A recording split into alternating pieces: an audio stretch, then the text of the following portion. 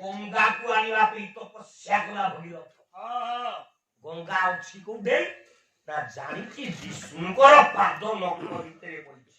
ତପସ୍ୟା କଲା କାହାକୁ ନା ନାରାୟଣ। କେମିତି ଗଲା ଧାରି ବାବା ପଚାରୁଛୁ ମାନେ ଏଇଥିରେ ସାରି ଓମ ନମୋ ଭଗବତେ ବାସୁଦେବାୟ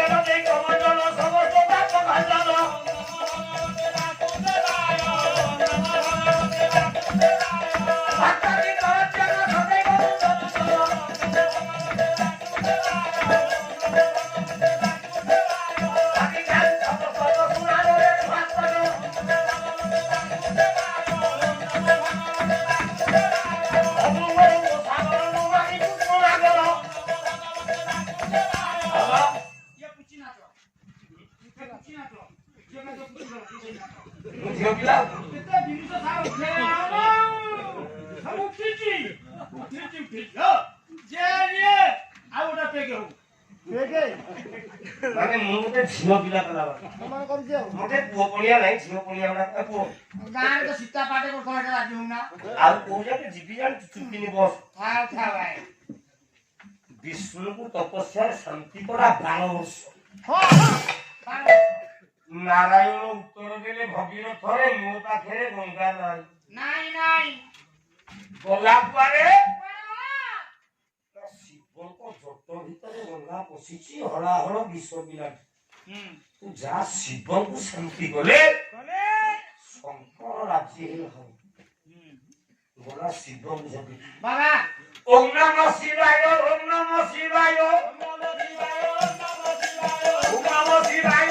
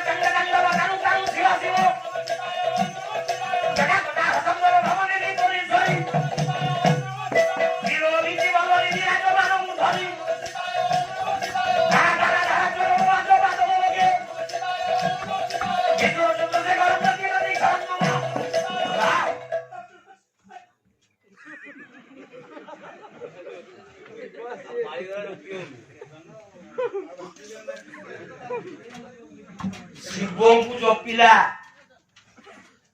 ଆଶୀର୍ବାଦ କଲେ ଶିବ କହିଲେ କୁଆଡେ ଆଇଛୁ ଭଗୀରଥ ନା ଗଙ୍ଗାକୁ ନେବି ନା ନେ ମୋର ଆପତ୍ତି ନାହିଁ।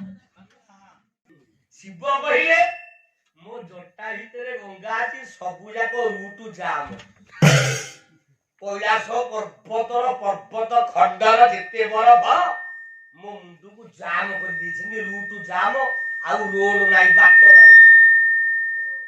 ତୁ ଗଙ୍ଗାକୁ କେମିତି ରହୁ ନା ନେବି କେମିତି ନା ଜଣେ ବାଟ ଫିଟେଇ ଦବ। କିଏ ବାଟ ଫିଟେଇବ? ସମସ୍ତେ କୋ ବାଟ ଫିଟେଇତେ ବାଟ ଫିଟେଇଲା ବାଲା ଜଣେ ହଉ ତୁ ଜୋର ନା ଆଉ ଜାଣିଛୁ ବାଟ ଫିଟେଇବ କିଏ ନା ଜଣେ ଫିଟେଇବ ସିଏ ଐରାବତ ତୁ ଐରାବତ ପାଖକୁ ଯା ସିଏ ମୋ ମୁଣ୍ଡରୁ ବାଟ ସଫା କରିଦବ। ସଫା କରିବ। ବିଷ୍ଣୁକୁ ଭଜିଲା 12 ବର୍ଷ, ଶିବକୁ ଭଜିଲା 12 ବର୍ଷ, ଐରାବତ ହସ୍ତିକି ବାପାର 12 ବର୍ଷ ଜମିଲା। ଚାହୁଁ ଚାହୁଁ ଐରାବତ ପ୍ରସନ୍ନରେ ଭଲା।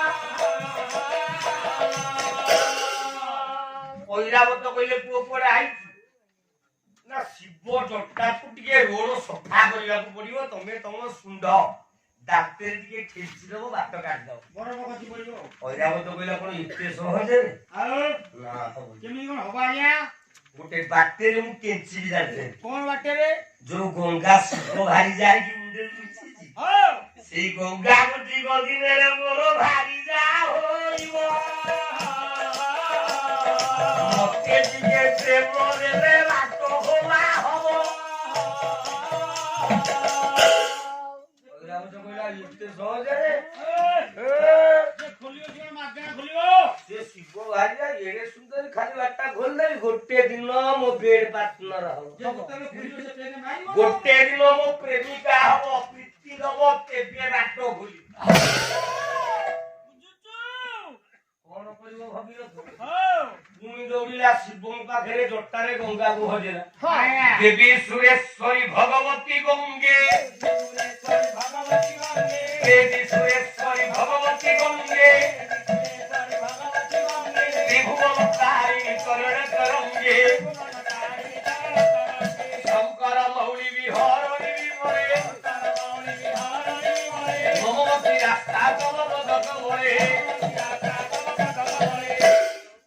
ମା ନା କୁଆଡେ ଆଇଲୁ ଭଗୀରଥ?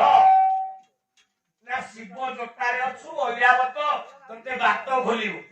ନା ଆସୁନି, ନା ଆସିବ ଯେ। ଐରାବତ କହିଛି ଗୋଟିଏ ଦିନ ତୁ ତା ପ୍ରେମିକା ହେଇକି ତାକୁ ପ୍ରେମ ଦବୁ। ରାଗିଲା ଗଙ୍ଗା, କହିଲା ମୁଁ ତାର ମା, ସିଏ ମୋ ପୁଅ। ଐରାବତ ବାହାରିଛି ସମୁଦ୍ର ଜଳ ଭିତରେ। ଗଙ୍ଗା ସେଇ ସମୁଦ୍ରର ସ୍ଥାନ ବିଷ୍ଣୁ ଗର୍ଭ ସମ୍ପର୍କରେ ମୁଁ ତା ମା। ଯେହେତୁ ମୁଁ ବିଷ୍ଣୁଙ୍କର ପାଦ ତଳେ ଥିଲି, ବିଷ୍ଣୁ ପ୍ରିୟା ଗଙ୍ଗା, ଇଏ ସମୁଦ୍ର ଗର୍ଭରୁ ଜନ୍ମ ହେଇଛି, ଇଏ ମୋ ପୁଅ, ମୁଁ ତା ମା। ଚଣ୍ଡାଳ ପୁଅଟା ହେଇ କହୁଛି ତା ମାକୁ ହରିବ। ଗାଁ କହିବୁ ଏ ଭଗୀରଥ ଯେ ମୋ ଜଗମ ସରିବ।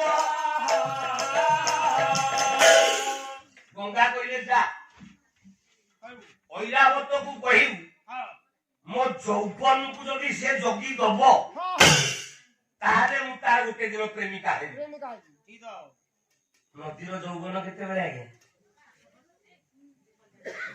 ବଢି ବସନ୍ତ କଥା ନାହିଁ।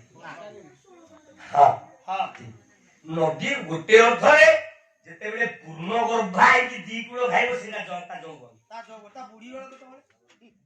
ଯେତେବେଳେ ଜଳଧାରା କମି ଆସିବ, ଝରଣା ତୁଲ୍ୟ ହେଇଯିବ, ସେତେବେଳେ ତା କୁମାରୀ। ଆଉ ଯେତେବେଳେ ନଦୀରୁ ପାଣି ଶୁଖିଯିବ, ସେ ବୁଢୀ। ଗଙ୍ଗା ଉତ୍ତର ଦେଲେ ଯାହା କହିବୁ ଐରାବତୁ, ଯଦି ସିଏ ମୋ ଯୌବନକୁ ଜଗି ଦେଲା, ତାହେଲେ ମୁଁ ତା ପ୍ରେମିକା ହେବି। ଭଗୀରଥ ଯାଇକି ଜଣେଇ ଦେଲା କାହାକୁ? ନା ଐରାବତୀ। କହିଲା ଆସ ଗଙ୍ଗା ରାଜି। ନା ଗଙ୍ଗା ରେଡି? ରେଡି।